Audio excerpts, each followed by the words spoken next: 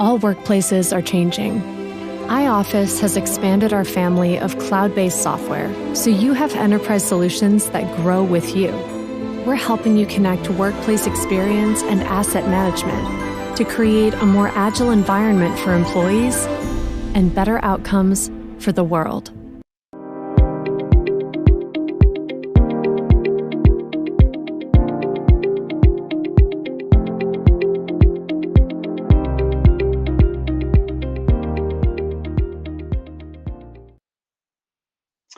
Hello, everybody, and welcome to this week's episode of Realcomm Live.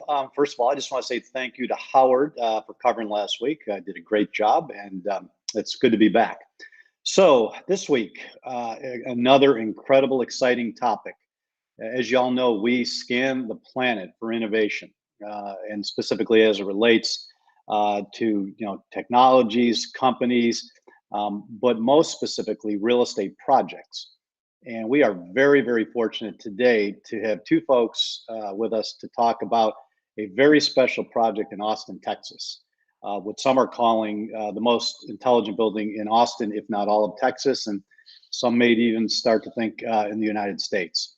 So with that, before we start, I'm going to have a quick video run to give you some context and understand the scope of this project. Then we're going to bring on these two senior executives, and we're going to have a great conversation.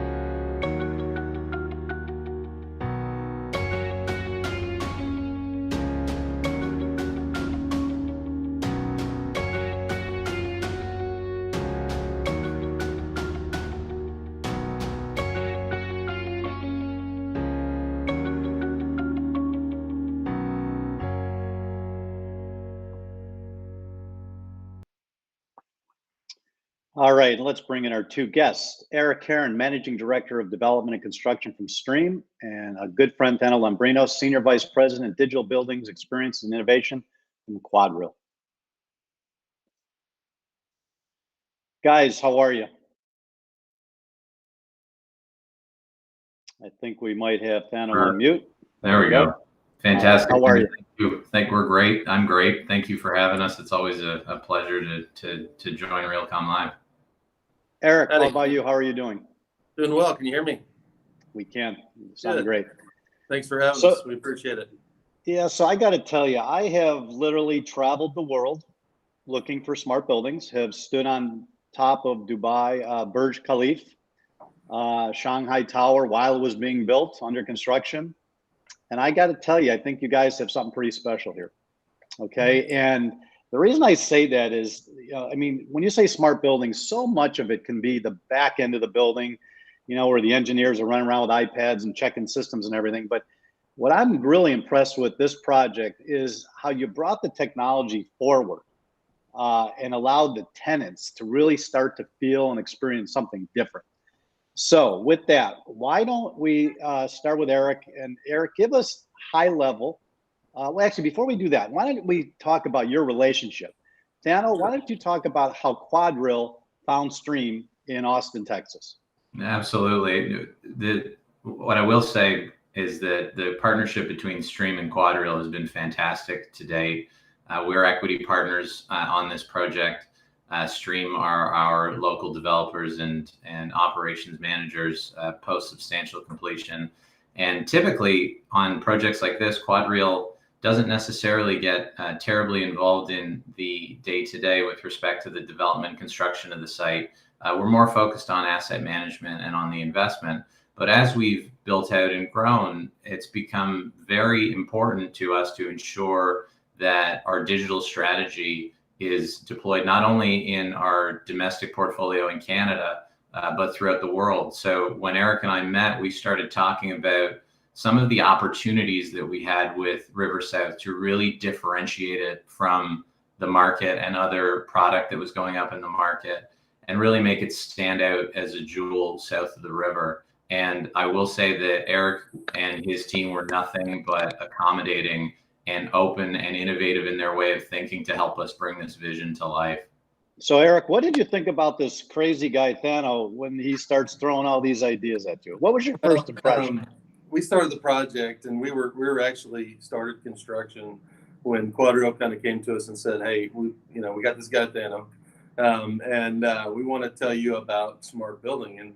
And we haven't done any of it before, frankly, in our portfolio. Every building's got the same systems, and so he taught me very quickly that the integration of the brain and spinal cord of the building, so that these systems can talk to and control one another, and then the idea of changing the tenant experience by allowing them to interact with the building in different ways, and in many ways, it's ways that they're used to, because the users of our buildings do these things at home. And so, and especially kind of I think we kind of lucked in timing wise, and people don't think of COVID as a positive necessarily, but for us, it's been a positive because all these people that have spent the last year at home and maybe working from home, and they've had a smart home, and they have smart building functions at home. Then they come back to the office, and it's almost like going back in time. And so for us, I think the timing is perfect. I think people are I think employers are basically competing against a home environment to get people back into their offices, and the smart building technology is going to do nothing but help. So Thano, I've known you long enough, and I know the number of projects you've been involved with. You're in that first meeting, you're sharing your ideas, everybody's nodding their heads, but they may not be paying attention, right? What made Stream different? How did you know they were embracing the ideas and that they were going to be a good partner? I mean, from the first call that I had with Eric and his team, there was pushback, but not from Stream. The pushback was from the trades and the constructors who were just uncertain, and they saw it as a risk. And the fact that that Stream was immediately supportive, we were able to demonstrate that this is something that we've done before, that we developed processes and procedures and standards that we'd be able to help and guide the trades, the manufacturers, the contractors, the architects on how to effectively implement this technology without disrupting the budget, without disrupting the schedule, and only enhancing the way that we bring the asset to life. So it was a very top-down collaborative approach between Stream and QuadReal to the trades. And as always with us, we don't just come in with our ideas and run away. We've had folks hand in hand with Stream through the entire project to make sure that the vision gets delivered as we articulated it early on. So, I mean, when you do a project like this, ultimately it has to start with a vision, right? I mean, an overall vision of why and how this building is going to be different. Eric, give us an idea of some of the vision, goals, and big picture objectives of the project. Yeah, I think we have a slide with this. Yeah, I do. We'll put up the slide. The next slide is our strategic drivers for the project, and so why. This is the why. Why do we go to the next slide? Why do we do this, right? Why would we partake in something that's going to cost more money that makes everybody uncomfortable? And these are our strategic drivers. Reduce energy and cost. I don't think there's near enough attention put on this. As we've learned throughout the process, it's hard. Nobody's in a multi-tenant building. This hasn't been done a lot, and so how do we prove this? Well, we're gonna prove it with this building, and we just kind of took the hard line that there's no reason this building doesn't operate more effectively and less costly than our competition. Enhanced experience. It's a big one for tenants. We want them to have that experience like they do at home. Improve utilization of the building itself, and efficiency kind of goes right along with that. Mitigate risk. So a lot of risk in people not coming to the office, and so there's a lot of risk factors there. But number 6 is really kind of the key, right? If us as developers can't increase revenue, why would we put this technology in our building? And so through all the things above, we believe we can get rental rate increases and increase tenant retention. And that last bullet, increase revenue, I've been running around the world for 25 years saying that. And Thano has been on this journey for a long time as well. I mean, you say that, and then you would just watch, the people's eyes roll back and they run for the door because they really didn't believe it. But I remember in a meeting once somebody said, can you imagine if every building was like Disneyland with people waiting at the front door to get in? Meaning that building was so special, so unique, so different that it was just a better place to be. And I think COVID actually, really brought that to light where, the proverbial cube farm, where you just go in like cattle and sit at these desks and there's no air, there's no light, nobody cares about wellness, fresh air, and lighting. And I think now, as the smart building journey continued, COVID just threw some gasoline on it. Thano, do you agree? Absolutely. We were never busier than we were through the lockdowns and through the quarantines that we had to go through early on in COVID, because it became very apparent that the technology that enables all of these outcomes were going to be critical. The outcomes themselves were incredibly critical. How do we make sure that people are healthy in the office and feel safe and comfortable in their environments? How do we give them that level of transparency and visibility into real-time operating conditions?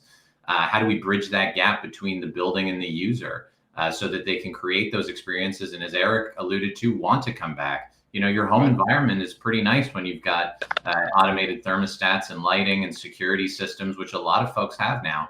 And now we're giving that same type of experience in the work environment. And then from a front end perspective, and then from a real estate management and an operational perspective, creating platforms and integrations that allow the tenants to better manage their own space and allow the operators to better manage the building to create a better experience end to end. So it was always something that was really important that we wanted to accomplish, but then COVID just put a magnifier on the fact that we needed to do it, and we needed to do it now. And thankfully, the folks at Stream and QuadReal were already dedicated to that vision before COVID hit, so that when it did, we were ready to go. Ready to go. So before we take a break, real quick, 15 seconds or less to each of you. Number one challenge you encountered in the process. We'll start with Eric. My biggest challenge has been talking a bunch of Texas tradesmen into trusting the guy from Canada that shows up and with these new ideas. We're moving their food dish. I mean, they're used to doing things a certain way. They've done it 30 years this way, and we're saying there's a better way. So it is a challenge. It's been one of our biggest. Thano, how about you? Yeah, very similarly, teaching the trades, the manufacturers, and everybody that they're not operating in silos anymore, that they need to collaborate across the project to create these integrations, that we need to create standards across the project with data strategies and specifications that they're not necessarily used to and they don't necessarily like. But that was probably the biggest issue. But like I said, what I will say is it still is. Yeah. If you've got a project team that's dedicated to it, we're going to prove it when this building opens. It's absolutely possible. Change is hard. And I remember the first smart building I ever saw was not in this country. It's been probably a 25-year journey, and it all boils back to change management. The technology's there, you can stitch it together, but it's a cohesive team with one vision working together to pull something unique off. So, all right, let's take a brief break and hear from one of our sponsors, and then we're going to get into some specific features of the building that make it so special.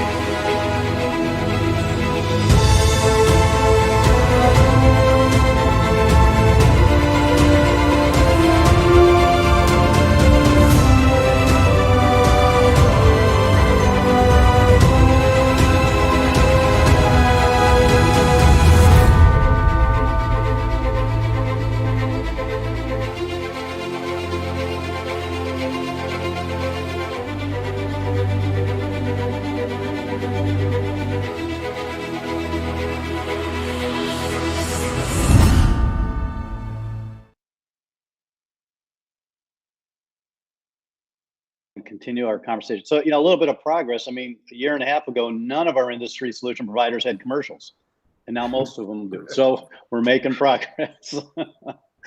All right, let's start, Eric. Give us, and Thano, I absolutely want you to join in on this. Let's start talking about some of the features, the specific things tenants will see, feel, touch, and smell that make this building different. Eric?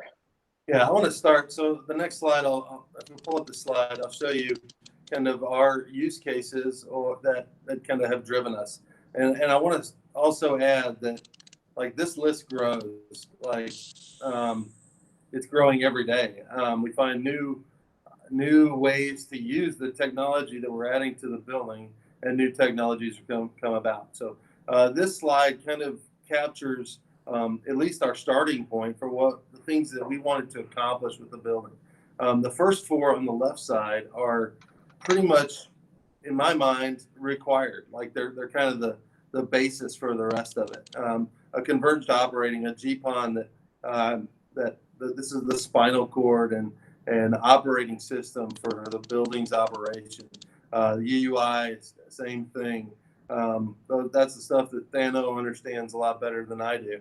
Thano, I don't know if you want to say anything more about those, but the bottom line is like without those, nothing else happens.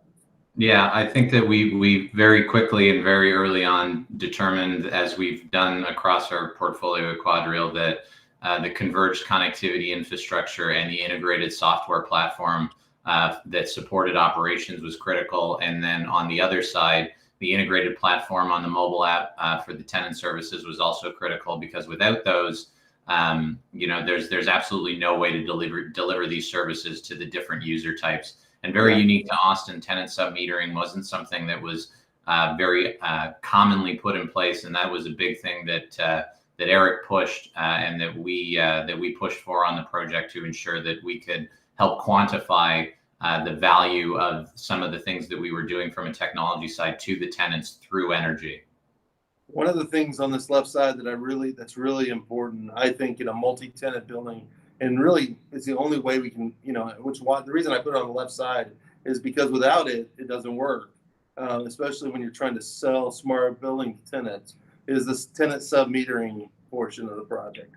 In our market, sub-metering of tenants in an office building doesn't happen. We basically do provide tenants with a pro rata share of the energy they use, of the energy that the building uses. And so we're spending a lot of time in sub-metering tenants to the point that we know exactly, we give them a bill at the end of every month where they know exactly the energy they use. And that's a a collection of electrical panels. It's a collection of the controls, the mechanical controls of the system, being able to identify who's called for air and what space of the building, and making sure that they pay for it. And so that one is really critical to a multi-tenant building, because if you don't have that tenant sub-metering, now an individual tenant is less apt to go spend a little more money in making a smart building if they don't get the savings that's associated with that. And so, so they go spend a little more money in their space, and then they're the ones that save on their electrical bill. You know, it's funny when I look at that slide. I remember in 2004, we took a small contingency of real estate owners to Asia. And we went from Tokyo all the way down through Singapore. And on that trip was a guy named Matt Spathis. I don't know if that name rings a bell for anybody, but Matt was with a company called Realty Partners out of San Diego. And he came back all hyped. And he said, I'm going to take One America Plaza, which at the time was the tallest building in San Diego. And I said, I'm going to make it smart. And I was fortunate enough to be in that first meeting when he had all the different systems guys, the HVAC, the lighting. And he looked at them, just like I'm sure you guys did. And he said, you know, all of you guys, you never worked together, but we're going to put this thing called the network in this building, and you're all going to jump on it. And if I would have had a camera to catch their expressions, that picture would have been priceless. But I'm sure you guys went through the same thing. But what I would like to talk about maybe for 30 seconds is why, 2004 to today, that's, what, 16 years, 17 years. Why is it taking so long for our industry? Yeah, for sure. We've talked about this before, Jim, at length, and it's the same challenges that we had at the beginning of the project. The project, and as Eric said, moving the food dish is a challenging thing to do when you're doing it. It's so many links through the value chain and through the supply chain, all the way from the architects to the GCs to the trades to the manufacturers underneath them, and getting them to work in a different way. And there's risk on these projects that is introduced when you do some of this type of smart technology deployment that they're just not used to. And it's more perceived risk than it is real risk, because as we've proven, it can be executed near flawlessly as long as folks talk to each other. So I think it's been mostly fear, and mostly the unwillingness to break the status quo, if you will. Okay, I got 3 minutes left, so I'm going to need you to answer a real quick question, and then I got one final question for you. Favorite feature of the building? Start with Thano. Oh, I don't even know where to begin. We put so much into this building. I'm going to say it's end-to-end connectivity in terms of the services that we can provide. Being able to operationally understand the occupancy of one of the amenities, to condition for HVAC and lighting to optimize for energy, but leveraging that same data to communicate it to the tenant through the mobile app to say, hey, the restaurant or the fitness center or the showers are too busy right now, or there's too many people, so take your time or pick a different time to come down. So that end-to-end connectivity and the ability to leverage data from operations to corporate real estate management for the tenants, and then the end user and the employee themselves is going to be absolutely unparalleled in the market. In the computer world, we would call that the hardware level, the connectivity, the network, which then everything else then lays on top of. And we've been talking about this thing called the base building network for a while, and people like you just implement it without even thinking about it. It's the network, it's the IoT sensing devices that we've deployed, it's the software platforms, and the complete seamless integration between all of them, so that we can deliver these user stories that Eric and I spent so much time, and his team and our team spent so much time trying to define. Eric, favorite feature? 30 seconds. That's a really tough question, and that one I think I can answer. I think one feature. All buildings have these features, right? It's really about the fact that they communicate to each other. Knowing how people use our buildings. We've been operating buildings for hundreds of years, and we still don't know what people do when they come in the door once they get past the door. And so just the data that's possible for us to understand, both on a tenant basis and as a manager or owner of a building, it's going to be really exciting down the line once we start understanding how people move from around the building, how they use conference rooms, how they use spaces. And I think what it's going to do, it's going to yield better buildings in the future. And so Yeah. we're excited to have that data so that we can build better buildings in the future. It's really exciting. So unfortunately, we are out of time. I know there's a couple more questions I wanted to get to, but that's an excuse to have you guys back, okay? And what we might even like to do, Eric, if it's okay, get you mobile next time and get you inside the building. Sure. And maybe have a show. You can show us a few of these things. I mean, there's nothing like using our technology to get this message out. So I think that would be a nice follow-up to this episode where you're actually in the building and walking us around, and Thano can give us some color commentary, and I think the audience would enjoy that. Well, I'm hoping I can be down there with them the next time we do that. All right. So before you guys go, I'm about to bring Howard in to do the news, but a little announcement. My good friend Howard Berger is celebrating a very special birthday in the next couple of days. So I want to embarrass him and tell him happy birthday. No. Happy birthday. And I wasn't going to make that public, but thank you. Well, we're not. I want to be like you when I grow up. So let's hope we all do as well as you do. But I just wanted to make sure our audience knew it. Thano and Eric knew it. And we all wish you a happy, on behalf of Realcomm, we wish you a happy birthday. Well, thank you, Jim. And thank you, Eric and Thano. You guys nailed it. Great conversation on RiverSouth. Yeah. One of you guys. the projects we've seen yet. Absolutely. And with that, Howard's going to give us the weekly news. Thank you. Thanks for having us. All right.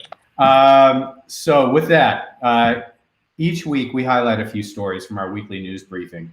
We release every Thursday at 11 a.m. Pacific. And this week's lead article is from David Gazek, CEO Gazek Consulting. And David's advising some of the largest commercial real estate firms on their organizational development strategies. Now, for years, the industry is just moving along nicely, normal ups and downs. And then March 2020, it all went to you know what. So now there are multiple forces converging, which may very well change the trajectory of commercial real estate, at least for a while, if not forever. And our commercial real estate leaders are now faced with making a lot of decisions on how to best deal with this unprecedented set of challenges. Now, we all know change is a given. Leaders prepare their organizations for it. But this pandemic catalyzed, I think, a fundamental shift in human behavior. It's going to impact the way we use commercial real estate. We know that. But what we don't know yet is how deep or sustainable the impact will be. So for leaders of commercial real estate organizations, if you're a landlord or a tenant, for you guys who proactively get out in front of these challenges and opportunities, you'll be in a position to lead change process and not be swept up by it, wondering what happened. So I highly recommend this important article. Great read. Second, shout out to this week's tech partner, Igor Technologies. And this article from Igor is on a topic near and dear to my heart about reducing energy consumption in buildings by replacing AC line voltage with intelligent PoE DC power. Think Ethernet cables, network switches to both control and power systems and devices. Now, in a previous episode, we showcased the Sinclair Hotel in Fort Worth, which is substantially DC powered, all the way down to refrigerators in the guest rooms. And not only was the CapEx on the infrastructure greatly reduced over traditional electrical installs, the Sinclair also enjoyed lower OpEx and overall energy consumption. Plus, everything is already networked and controllable from a single pane of glass. Now, this technology is truly amazing. Works even for retrofits, yields lower cost, better services, and reduced carbon. So, great article. Suggest you read it. Thanks, Igor Tech. On to the next. Again, JLL is strategically investing in prop tech companies, the most recent being Tel Aviv-based Skyline AI. Now, founded in 2017, Skyline, they've developed a proprietary AI platform for ingesting data from hundreds of different sources, then applying artificial intelligence to analyze and exploit potential commercial real estate investment opportunities. Now, Skyline was one of the first of a handful of companies that took a quant approach to automating the commercial real estate investment analysis process. Now, JLL had been an investor since 2018. Early on, they saw the power of Skyline AI's platform to transform commercial real estate, which they're going to now be using to help clients better predict future property values and ultimately identify promising investment opportunities. I'm going to squeeze in one more. We've hit a sad chapter in the evolution of this pandemic. I think you all know now, in an effort to stem the spread of the virus and to increase vaccination rates in response to rising caseloads of the Delta variant, Mayor Bill de Blasio announced new requirements for indoor activities. Now, New Yorkers, as of Monday, You need proof of vaccination and mask to go to the gym, attend performances, dine in restaurants, although outdoor dining, I think, is still going to be permitted. So look for similar restrictions in other areas of the country, and especially in cities like Los Angeles. Unfortunately, folks, I'm out of time. That's it for me today, but there's much more in our weekly briefing. Check it out, and I'll see you all next week. Howard, thank you so much. Great job. And I just hope you have a great birthday weekend, and thank you. And drink a little of that good scotch for me. So I will. Thank you, Jim. All right. Thank you. All right. Well, that concludes a great episode of Realcomm Live. Two great guests, great news. Nancy and team, thanks for production. Before I introduce next week's show, we're going to hear from our final sponsor, and then I'm going to come back and wrap the show.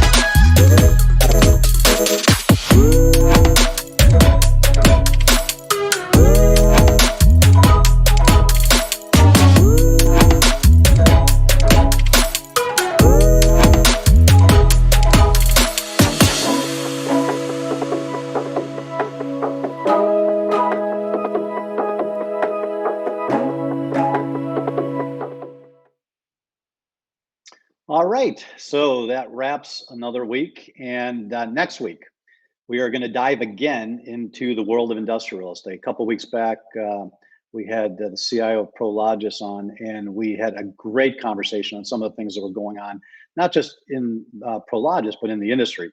And next week, we're going to have Will O'Donnell from Prologis Ventures. Will's at the center of all the technology initiatives, new companies. He's working with their entire team on finding companies that are really bringing innovative approaches to the industrial marketplace, similar yet a little different perspective than Sanish. So with that, I am looking forward to talking with Will next week, and I want to say thank you for your time and joining us today, and we will see you next Friday. Be well.